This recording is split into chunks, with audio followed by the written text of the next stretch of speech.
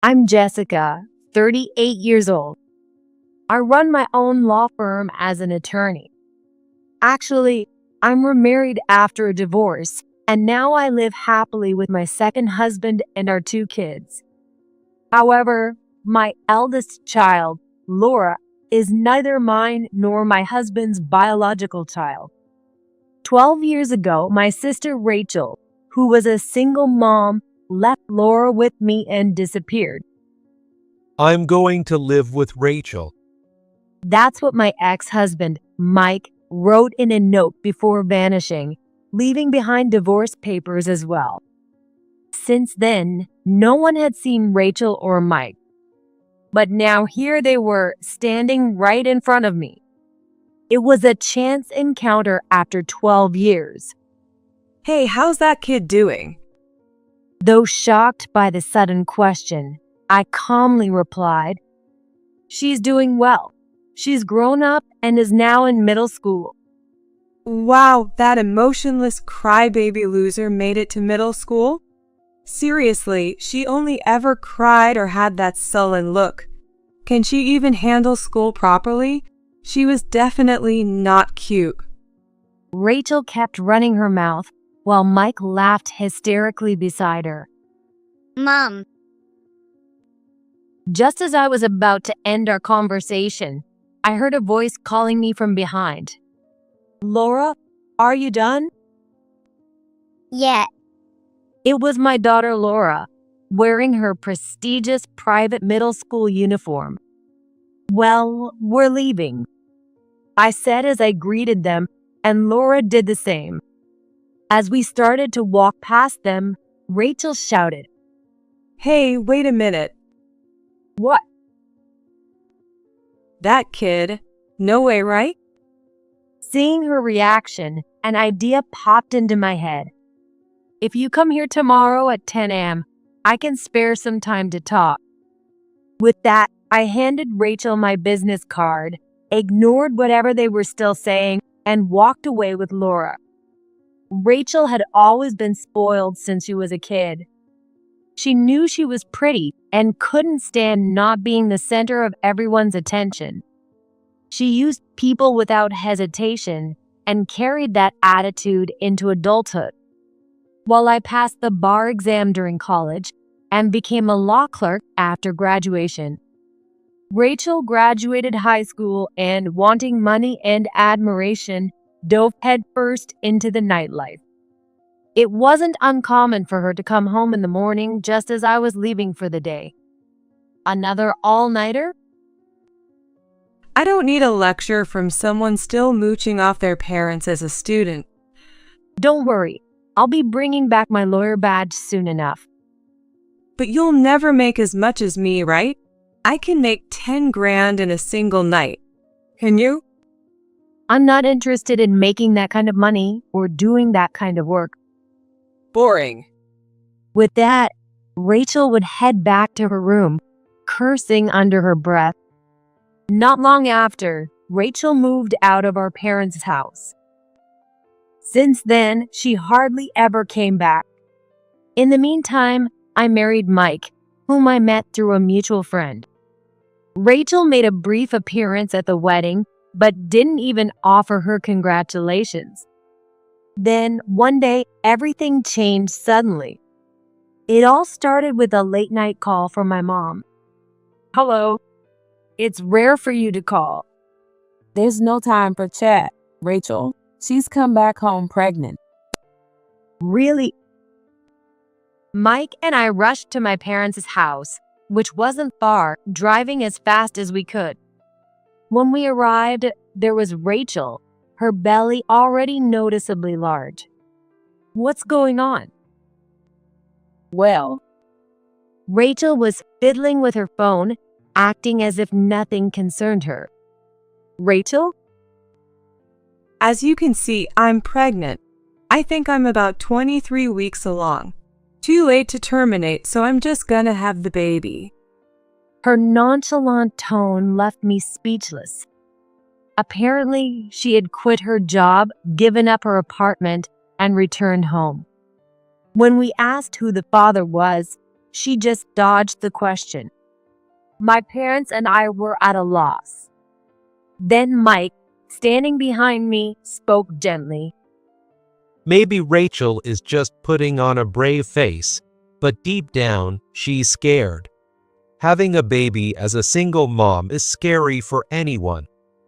As a doctor, Mike seemed to prioritize Rachel's well-being as a pregnant woman. Feeling encouraged, Mike began to care for Rachel more than anyone in the family, even visiting my parents' house on his own. Eventually, Rachel gave birth to a beautiful baby girl. She named her Laura. Regardless of the circumstances, she was our first grandchild and niece. Both my parents and I adored that tiny new life immensely. However, Rachel didn't change. Even after having a child, her self-centered attitude remained. Rachel, Laura's crying. So what? Jessica, you can give her the bottle. For Rachel, her nails seemed to be a far bigger concern than feeding Laura. Mike, understanding that hormonal imbalances can happen around pregnancy and childbirth, started taking Rachel out for some fresh air about a month after Laura was born. Rachel was more than happy to go along. One weekend, Rachel came to visit. What's up? You came all the way here with Laura on the train? Yes, something like that. I felt an intense unease about Rachel bringing Laura on the train. Hey, can you watch Laura for a bit? I want to go to my usual salon in the city. Without waiting for a response, Rachel handed over the diaper bag and Laura then left. That day, Mike had gone out for golf early in the morning, and I had been enjoying a quiet day alone, so taking care of Laura wasn't a problem. But after a day of changing diapers, feeding, napping, and playing, it was already evening. She's late. I messaged Rachel several times, but while the messages were read, there was no reply. And just like that, Rachel disappeared. And from that day on, Mike never returned home either. The day after that shocking reunion, I was at the office, working as usual. Since going independent 4 years ago, I've been fortunate with great clients, and today I had several meetings lined up in the afternoon. But today, an unexpected task had popped up before those meetings. I wonder what kind of face they'll make when they show up. As I pondered, there was a knock at the door. Come in. At my call, the door opened, and Rachel and Mike were shown in by my staff. Their expressions were amusingly sullen. What is this place? Like I said yesterday, it's my office. What's this about you being remarried? I didn't know. Of course not. You disappeared without a word, and Mike left his job and vanished too. How was I supposed to tell you? Rachel clicked her tongue and glared at me, clearly annoyed, her demeanor unchanged despite being in her 30s now. And yet, despite everything, you could still calmly face me after I suggested meeting? Do you have no idea what you did that made you disappear for 12 years? What? If anything, you should be grateful. I gave a childless woman like you a beautiful child. You must be thrilled that your cute little niece, Laura, became your daughter. Rachel's smug grin was infuriating, and I exhaled quietly to maintain my composure. Well, thanks for that, but it turns out I wasn't infertile. What? I got pregnant right after remarrying, and now I have a second-grade daughter. She and Laura are the best of friends. They both stared at me in stunned silence, clearly not expecting that I'd had a child. No way. You weren't infertile? Apparently not. What made you think I was in the first place? Well, Was it simply because Mike and I didn't have kids for years? Was it compatibility? Or maybe it was Mike's issue? Caught off guard, Mike shot me a surprised look. They must have mocked me behind my back. Infertile woman. Did Mike leave me because of that label? Despite her slightly awkward expression, Rachel kept her assertive tone and pressed further. Well, good for you. So, when did you remarry? 9 years ago. How old is he? What does he do? You're really grilling me. Is that a problem? Not really. He's 39, same age as me. He's a doctor. Hearing that, Rachel suddenly burst into laughter. What's so funny all of a sudden? You're so predictable. Your pride is just off the charts. What?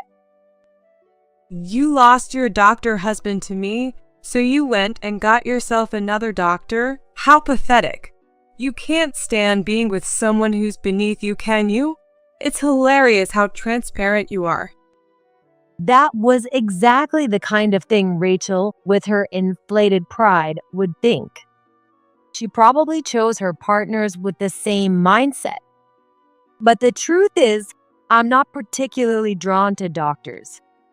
In fact, back in the day, I avoided dating within the same group because it was too much trouble. It just so happened that both of my husbands were doctors. To me, that's all it was, but explaining that to Rachel would be pointless. After all, Rachel was the one who chose Mike as her runaway partner precisely because he was a doctor. Good for you.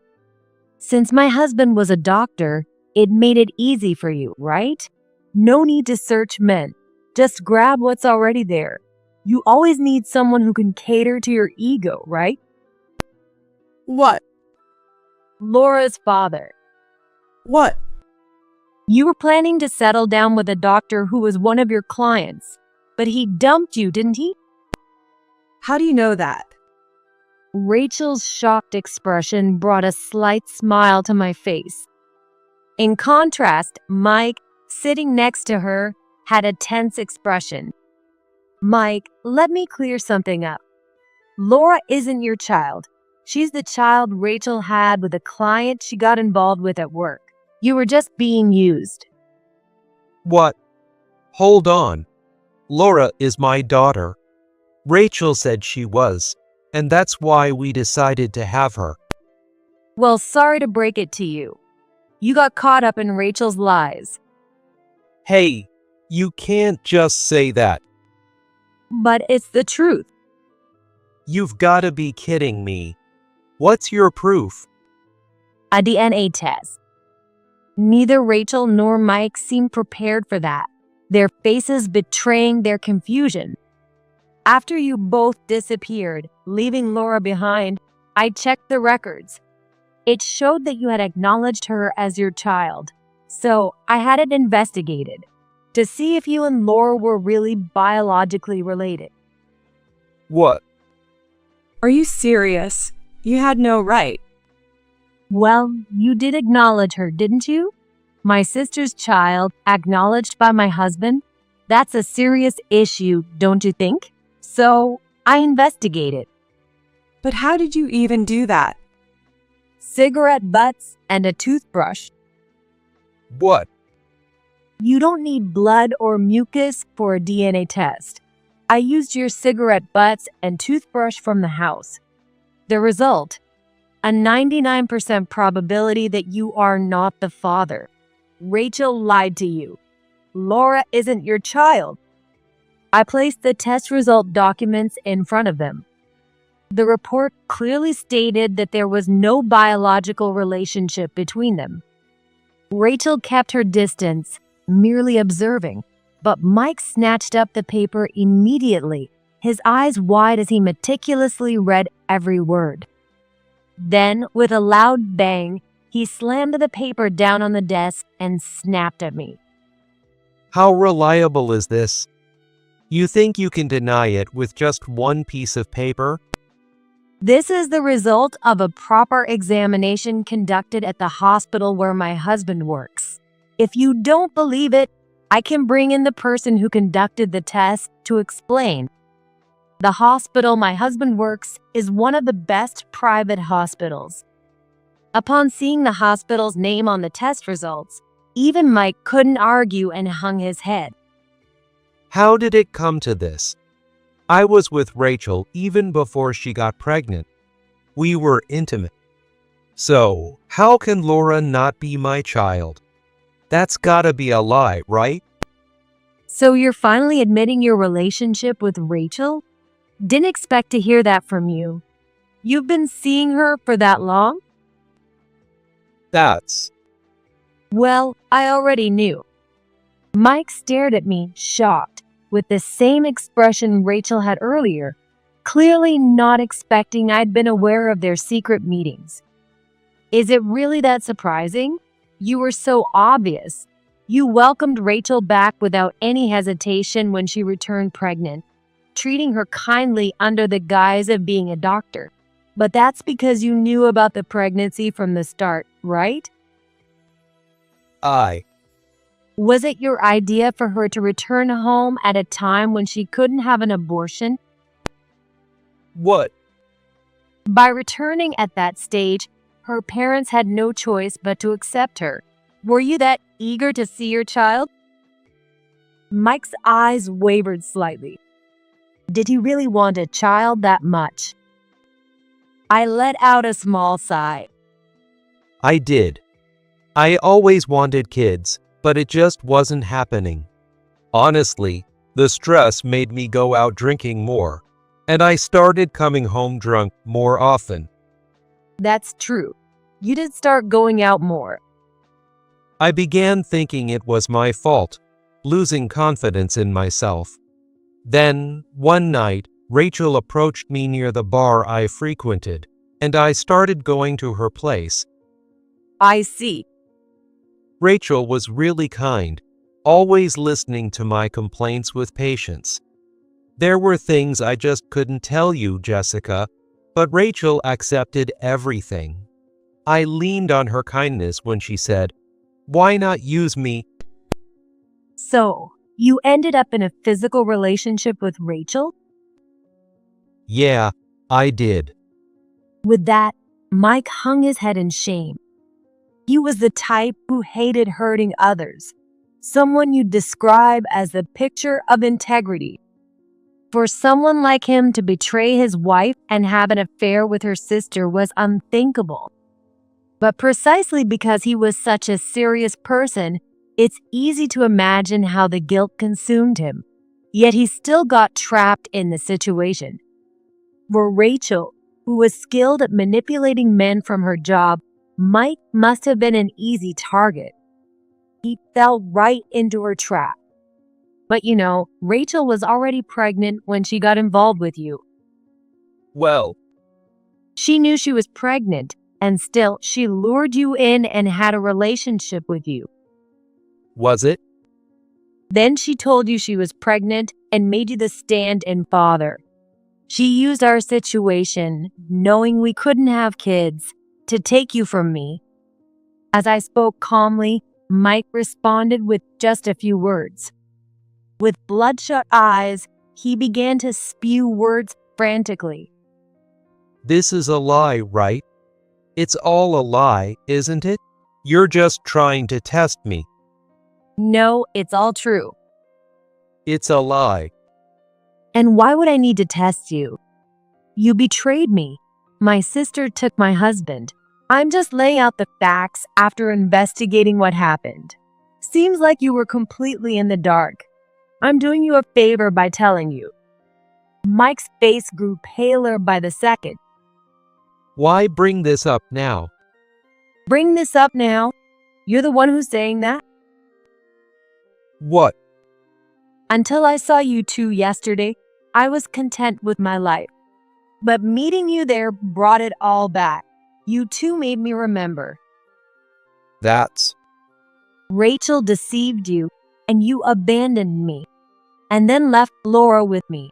You should at least know what kind of woman Rachel really is after you left your wife and child for her. That's not. I didn't mean to abandon you. Clenching his fists tightly, Mike muttered in a hoarse voice, Whether you meant it or not, you did. Why would you leave the child you supposedly wanted and disappear? If you truly wanted to be with Rachel, you could have divorced me and done that. That's because Rachel said she couldn't handle raising a child. What? You remember how Rachel was after the birth, right? Yeah, right after giving birth, all she cared about were her nails and hair. She left all the childcare to me and Mom. Exactly. Rachel really couldn't handle it. I just wanted to support her and make her happy. What is this guy in front of me, lost in his self-righteous fantasy? How naive can he be? Mike's well-meaning but misguided sense of duty had taken a very wrong turn. Of course, Rachel's always been the type who couldn't stand not being the center of attention. Do you really think someone like that could love and raise a weak, cute child who would naturally be loved more than herself? That's Well, maybe it was for the best for Laura. what? I mean, with parents like you two, she wouldn't have turned out well, right? What did you say? Someone who can have a child for selfish reasons and then abandon them couldn't possibly raise a decent child. Rachel probably saw having a child with a high-status, handsome doctor as more of a pet project, didn't she? You're being incredibly rude. Am I? I think forcing someone to sign an abortion consent form, then deciding to have the baby anyway, is far ruder. And frankly, a disgusting thing to do. Rachel gasped, staring at me in shock. Mike's brow furrowed even deeper. Abortion consent form. What's that? Rachel talked it over with the real father, agreed to an abortion, and received a settlement of $20,000. Seriously? As I mentioned earlier, the guy was a client at Rachel's club. He was good-looking, tall, a doctor, and the son of a hospital director. He was the perfect match for Rachel's desires, and they were physically involved. Rachel tried to trap him, but as the future hospital director, he already had someone lined up for him. When Rachel's pregnancy came to light, he had no intention of marrying her or wanting the child. Rachel agreed to the abortion and took the settlement. But instead of going through with the abortion, Rachel kept the baby and made you the stand-in father. Isn't that right, Rachel? I smirked as Rachel grimaced, silently acknowledging everything. Mike, with a furrowed brow, asked me the obvious question. Jessica, how did you find all this out? I hired a private investigator. I have my work and had to take care of Laura, so I needed help. They looked into Rachel's workplace, her relationships, and everything else, which eventually led to the hospital director's son. After that, I spoke directly with him. He was shocked. I never imagined she'd have the baby and then disappear, he said. You met him? How is he doing?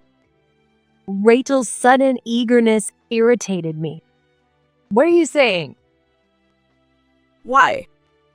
He apologized to you, paid the settlement, and thought it was all settled. I even spoke with his lawyer, who confirmed everything. You signed a written agreement, didn't you? He was shocked to find out you broke your promise. I never thought it would come to this, he said. Of course. The whole ordeal with Rachel's pregnancy was nothing but a nightmare for him. Of course, he bears some responsibility as well. That's why they had a thorough discussion, decided on the abortion, and he even paid the settlement. But Rachel betrayed him. To him, it must be terrifying.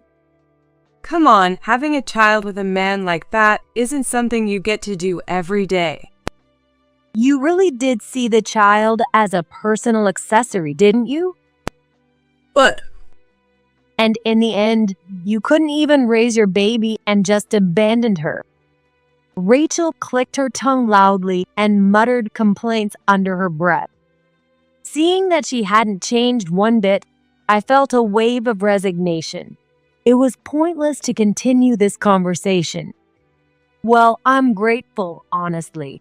Because of all that, I got to become Laura's parent, and most importantly, I met my husband. What?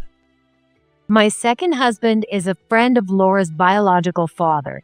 He's a pediatrician and started helping me when he heard I was raising Laura alone, saying, not that I'm a replacement for him. He even became my husband so we could formally adopt Laura. I'm truly thankful, and now I couldn't be happier. It feels like we've always been a real family. Laura is in middle school now, excelling academically and in sports. You don't need to worry about her, so just go live your life with each other. That's all I wanted to say. With that, I stood, signaling the conversation was over. But then Rachel blurted out something outrageous. Wait, give Laura back to me. No way. Now that you have your own child, you can give Laura back. I see. So that's why Rachel came here today. I get it. Seeing Laura in that uniform made you want her back? The child you once thought was defective is now attending a prestigious private school.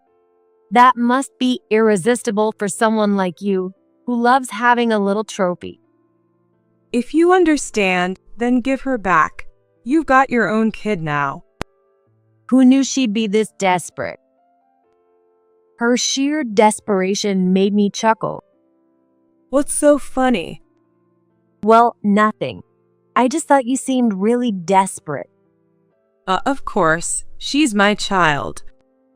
Are you going to raise her alone? Of course, I'll raise her with Mike. Is that so? What do you mean? Why don't you take a look at Mike's face?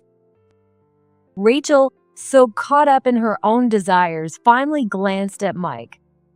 There he was, standing expressionless. Mike? Rachel called out hesitantly, and Mike responded with a sharp look. I want a divorce. Wait, I'm divorcing you, Rachel. why? How come? Shaking his arm frantically, Rachel pleaded in confusion. But Mike, glaring at her, spat out his words. For the past 12 years, no, since the day we met, I've been deceived by you. I can't imagine continuing to live with a woman like that. We're divorcing immediately, and I'll be pressing charges for fraud. Rachel gasped at his unexpected words. She clung to his arm, shaking it more vigorously. I'm sorry. I didn't mean for it to be like this. I was desperate. Desperate not to lose the man she had been using like an ATM, Rachel tried to excuse herself, clinging to Mike. But Mike remained silent, offering no response. As I watched this scene unfold, my phone began to ring. It was Laura. What's up? I ignored the two and answered the call. And I intentionally put it on speaker. Laura's voice suddenly echoed from the phone, causing the two who had been arguing to fall silent and look startled. Yet, perhaps instinctively, they stayed quiet and listened to my conversation with Laura.